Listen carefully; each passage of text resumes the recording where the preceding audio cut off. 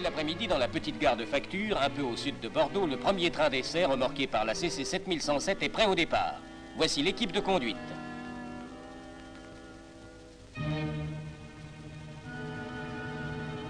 Monsieur Parmentier, directeur du matériel et de la traction, et Monsieur Nouvion, l'ingénieur en chef responsable des essais. L'heure du départ approche.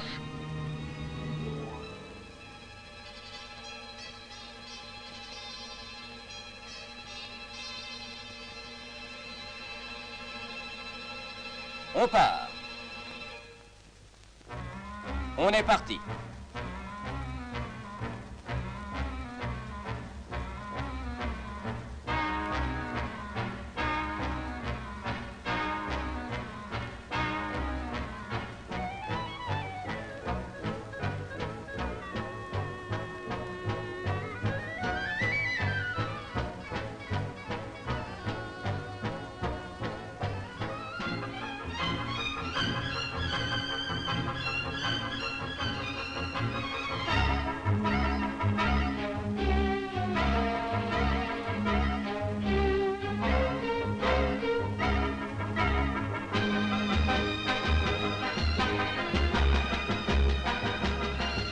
Franchit la courbe de la gare de la Motte à la vitesse limite possible de 120 km à l'heure.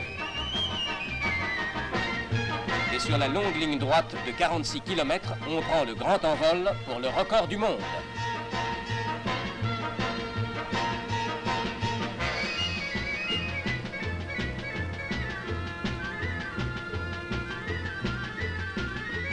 Déjà 150 km à l'heure, tout va bien.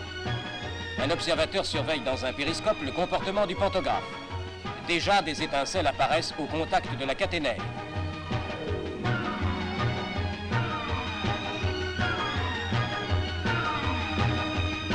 Les glaces avant de la locomotive sont protégées par un épais grillage pour arrêter les corps étrangers ou les oiseaux projetés par le vent furieux de la marche.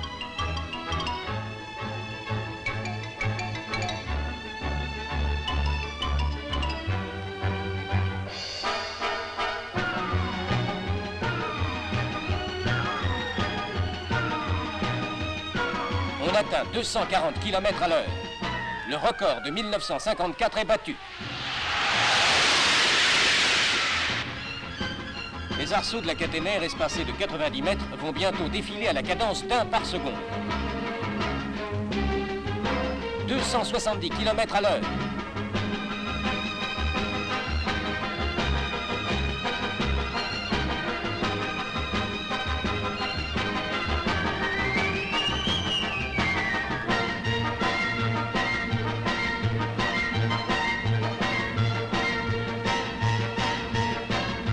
Le 300 est dépassé.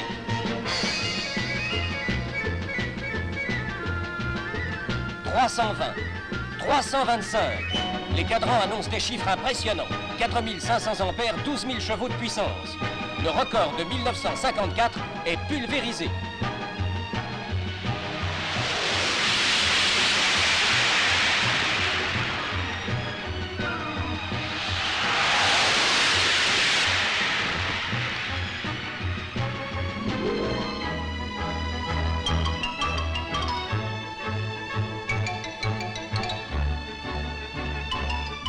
Le train va commencer à ralentir, mais sur sa lancée, il va courir encore de longs kilomètres.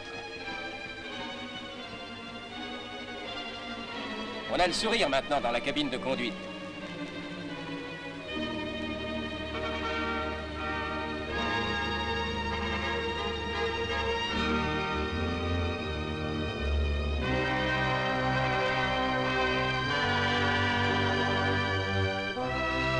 Et doucement, le bolide calmé vient mourir à quai dans la gare de Morsinx, où l'attendaient anxieusement les journalistes.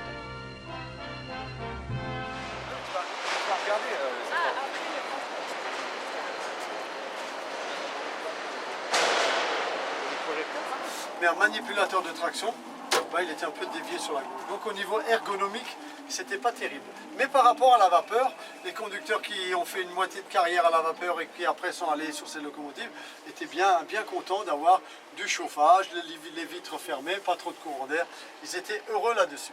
Maintenant, l'ergonomie a évolué et on a des sièges plus ou moins pas baquets, mais de bons sièges avec des accoudoirs et une vision, disons, beaucoup plus ergonomique du tableau de bord. Bon, si vous voulez, sur le côté gauche, vous avez tout ce qui concerne le frein.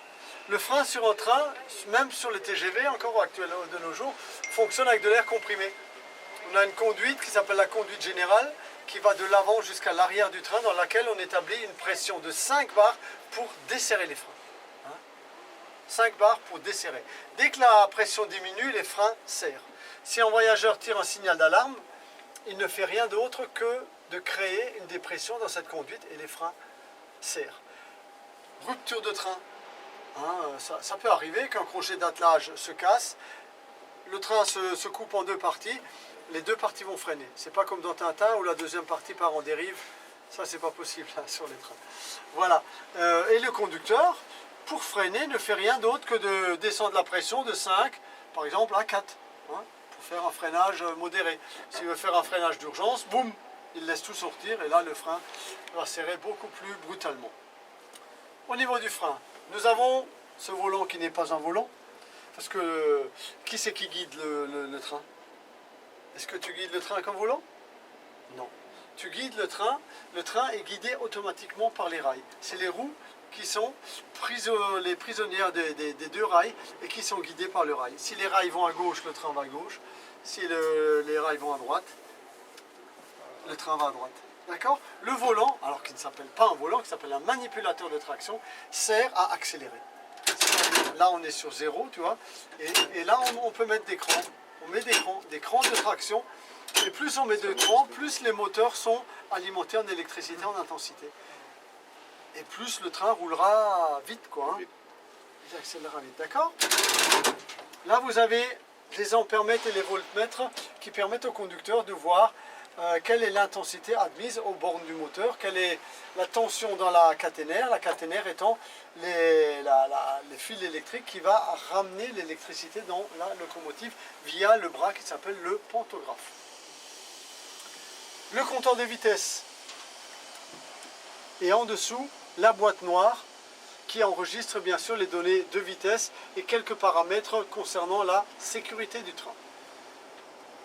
Vous avez la boîte à levier. Et là, ce sont les différents interrupteurs qui vont fermer le disjoncteur principal, éteindre les lumières, faire fonctionner le compresseur, les ventilateurs, le chauffage train, l'anti-buée, enfin tous ces auxiliaires se retrouvent sur cette boîte à levier.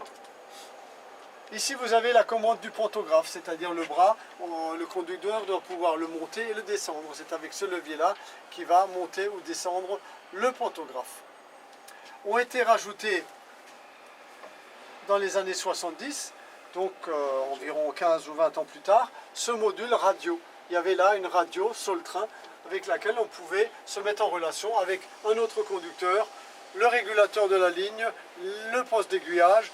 Donc ça a apporté quand même, disons, ça a amélioré disons, la relation et la rapidité entre les différents acteurs de la ligne. Dernière chose, ce sont ces petits cerclos. Ces petits cerclos sont le premier système de sécurité que la SNCF a mis en place après la vapeur. On appelle ça l'homme mort ou la veille automatique. C'est un système qui va arrêter le train en cas malaise. Voilà, en cas de malaise du conducteur. Voilà. Donc le conducteur doit, au cours de la marche, constamment maintenir en appui et relâcher toutes les 50 secondes pendant 1 seconde et de nouveau appuyer. 50 secondes étant un maximum, il peut le faire au bout de 20 secondes, 30 secondes, mais il faut qu'il arrête. Il faut qu'il fasse, disons, des relâchements, des maintiens, des relâchements, des maintiens tout au cours de la marche. Voilà, sinon le train va s'arrêter d'urgence. Voilà. Si vous avez des questions à poser, n'hésitez pas.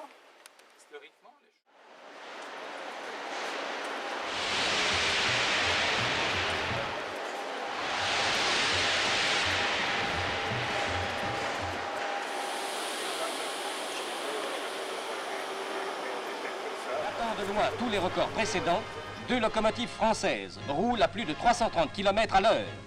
Cela s'est passé les 28 et 29 mars 1955, date désormais mémorable dans l'histoire du rail.